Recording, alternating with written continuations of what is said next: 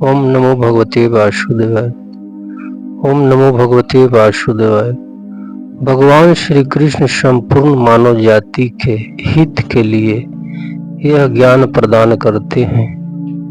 कहते हैं, हे अर्जुन, कर्मयोगी साधक उन संपूर्ण इंद्रिया को वश में करके मेरे पर्यायन होकर बैठे, क्योंकि जिसकी इंद्रिया वश में है उसकी बुद्धि स्थिर है। मनुष्य को चाहिए कि वह माता, बहन और पुत्री के साथ भी एकांत में न बैठे, क्योंकि बलवान इंद्रिया समूह विद्वान को भी अपने वश में कर लेता है।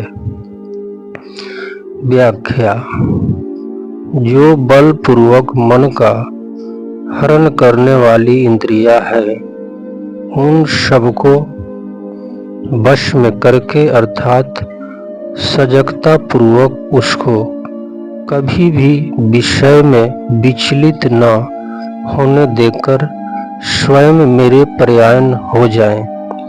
तात्पर्य यह हुआ कि जब साधक इंद्रिया को वश में करता है, तब उसके मन में बल का अभिमान रहता है कि मैं इंद्रिया को अपने वश में किया है।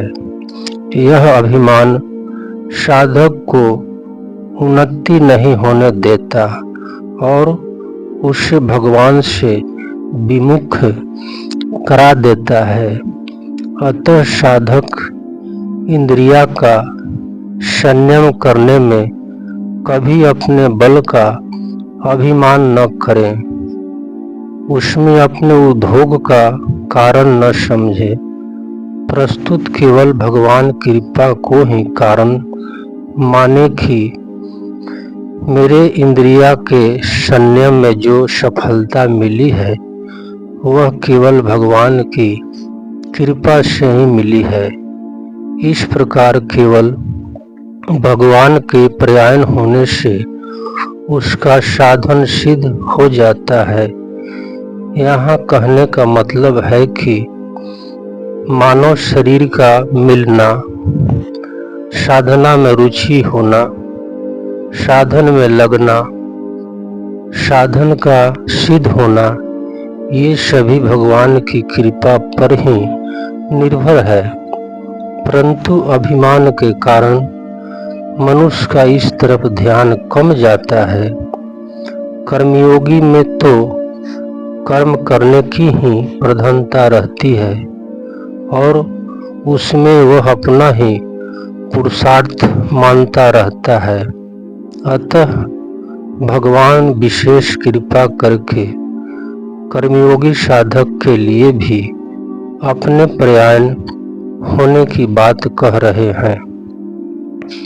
भगवान के पर्यायन होने का तात्पर्य है केवल भगवान में ही महत्व बुद्धि हो कि भगवान ही मेरे हैं और मैं भगवान का हूँ।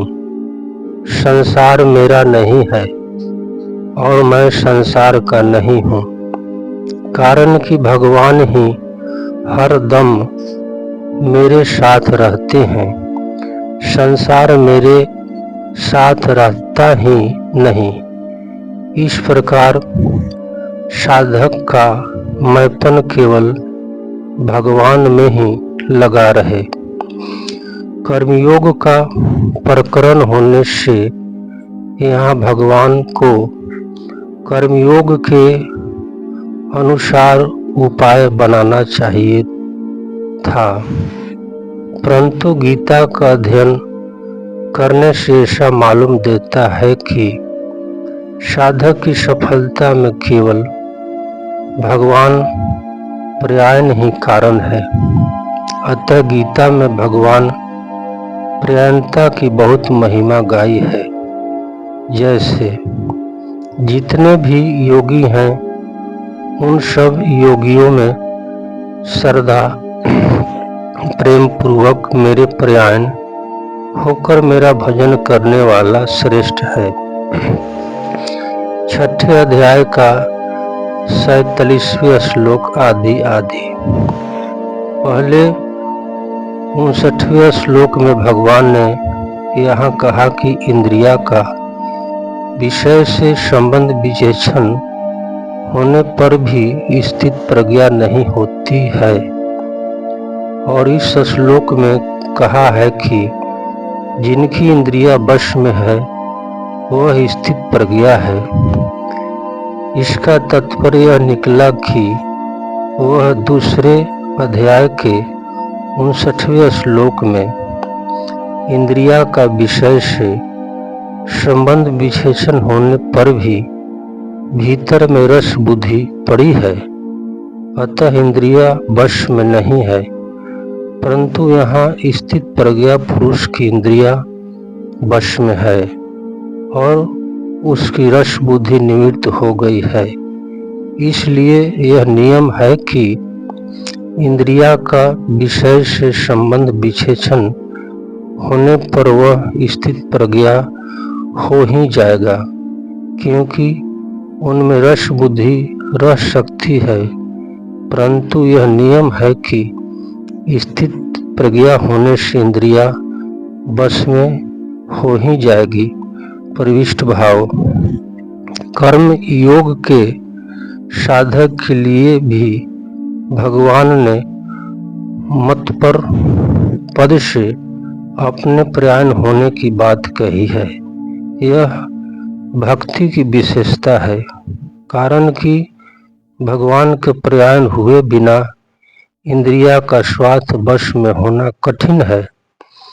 कर्मयोगी में त्याग है और त्याग से शांति सुख मिलता है, परंतु यह प्राप्ति का सुख नहीं है, प्रस्तुत दुख और शांति मिटाने का सुख है, जबकि भक्ति में प्राप्ति का सुख मिलता है। अतः भक्ति का प्रेम का सुख मिलने बिना इंद्रिया श्वास बस में नहीं होती। दूसरी बात, कर्मयोग में तो अत्यंत वैराग होने पर इंद्रिया वश में होती है, पर भक्ति में भगवान के प्रयाण होने से थोड़े वैराग से भी इंद्रिया सुगमता से वश में हो जाता है। इसलिए भगवान ने मत पर पद दिया है। संबंध। भगवान के प्रयाण होने से तो इंद्रिया वश में होकर रस बुद्धि निवृत्त हो ही जाएगी, पर भगवान के प्रयाण न होने से क्या होता है, इस पर आगे के 2 श्लोक में भगवान कहते हैं। तपस्वी महेश कुमार इस गीता उपदेश सुनने वाले माता पिता भाई बहनों को श्रद्धा और स्नेह के साथ प्रणाम करता है।